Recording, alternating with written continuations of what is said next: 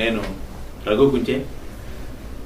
March 27వ తారీఖు అంటే ఉగాది ఉత్సవాల సందర్భంగా చికాగోలో నేను ఈ టీఏజీసీ ఆర్గనైజేషన్ ఏదైతే ఉందో అది కండక్ట్ చేసినటువంటి కార్యక్రమంలో నేను పార్టిసిపేట్ చేశాను.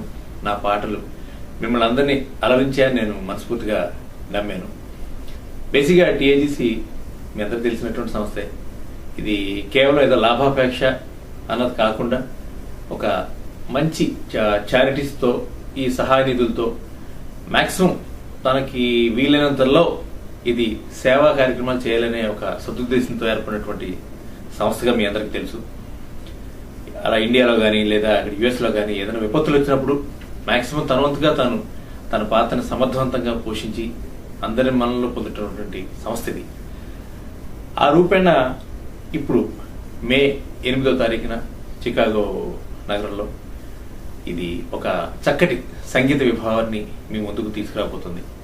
స్వరమాధురి పేరుతో జి ఆనంద్ గారు ప్రపంచవ్యాప్తంగా ఎన్నో షోలు చేశారు. ఆయన మంచి ప్లేబ్యాక్ సింగర్, మీ అందరికి తెలుసు. అమెరికా అమ్మాయిలో కవేను అనే పాటతో ఆయన చాలా పాపులర్.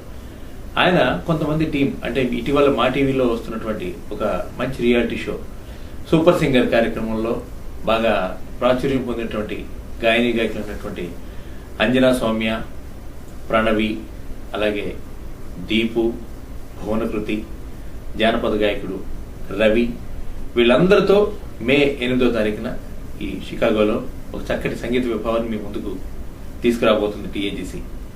సో దీనికి మీ వంతుగా విరాళాల రూపంలో కానీ లేదా టికెట్ల రూపంలో కానీ మీ యొక్క సహాయాన్ని అందిస్తే డెఫినెట్గా ఫ్యూచర్లో చేయబోయే మంచి మంచి సేవా కార్యక్రమాలకి ఈ ఫండ్ చాలా ఉపయోగపడుతుంది.